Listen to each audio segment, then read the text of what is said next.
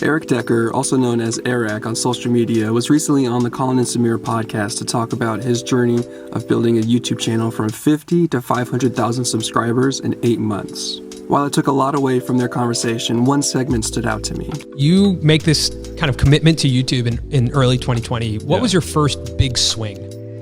And how did you concept it?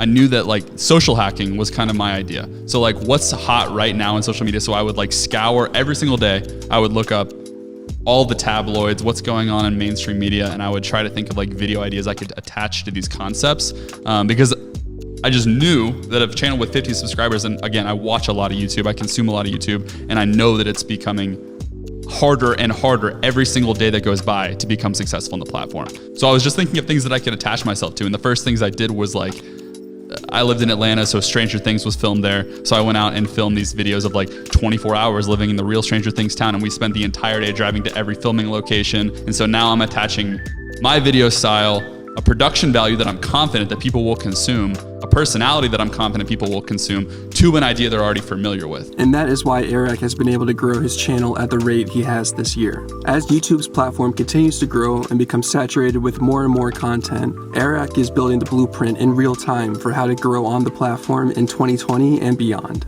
And then I was like, okay, like what if I go like really YouTube? Like what if I go like super YouTube? Like no more like general topic idea. The couch series was basically a series where I purchased Logan Paul's legendary $90,000 Mercedes-Benz couches. And he listed them on Craigslist. He was trying to get somebody to buy them off of his like Instagram stories. And I thought and I had done some stuff with Logan in the past, and I thought that would be a great way to create an episodic series, which like you guys, I love those. And I think that they are a great way to grow viewership on the channel. So what I did was, again, high risk, high reward. I opened an LLC called Airrack and Associates LLC, which I thought it was a funny name because it's just me. And then I went to the bank the next day and applied for an SBA loan. Got it a day later, cashed the entire thing out in 20s, packed it in a backpack, bought a flight to LA, showed up at Logan's house with the 17 grand, bought the couches.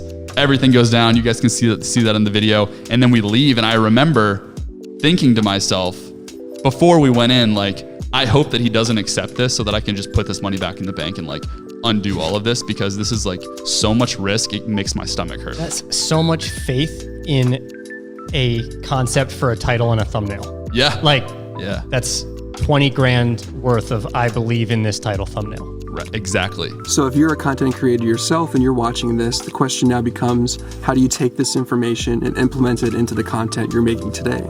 So far on this channel, I've been interviewing content creators to hear their stories about building an audience online from zero. But as a creator with 50 subscribers on my YouTube channel myself, my plan is to implement Airrack's strategy into my content by creating more social media case study videos like this one. And if you're a content creator yourself, comment below how you're going to be implementing the Airrack strategy in your content moving forward.